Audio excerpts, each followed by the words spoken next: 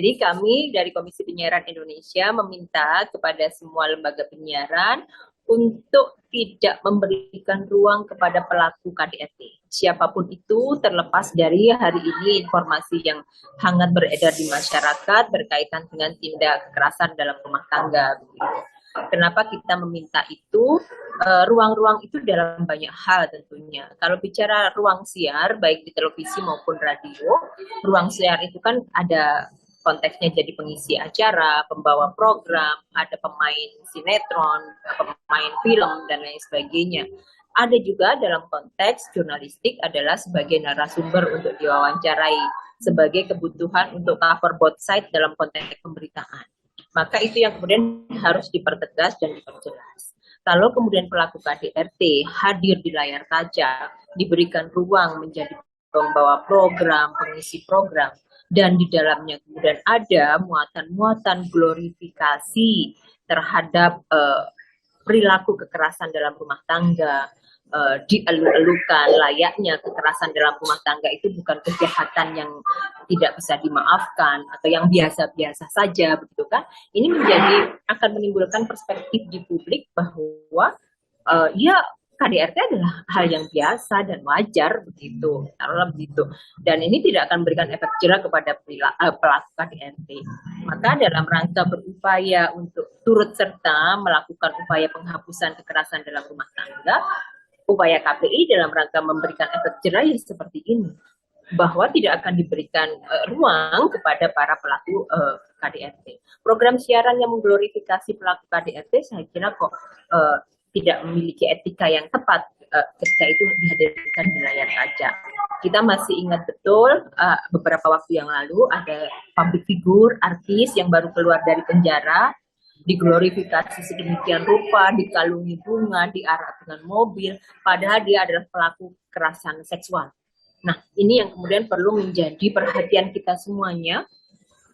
Dalam konteks pengawasan di KPI memang mengawasi program siaran dan televisi.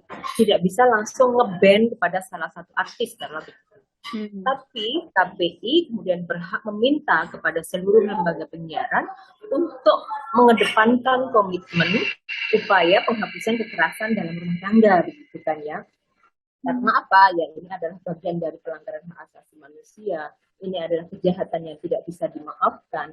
Karena apa? Karena ya banyak hak yang kemudian akan tercederai ketika ini dilakukan, gitu kan, gitu. Satu hal lagi yang kemudian harusnya dilakukan oleh teman-teman di lembaga penyiaran, mengedukasi publik bagaimana kemudian masyarakat ini bisa lebih aware, bisa melapor, bisa berani ketika melihat maupun mengalami kekerasan dalam rumah tangga, itu langsung melaporkan kepada pihak-pihak yang berwajib.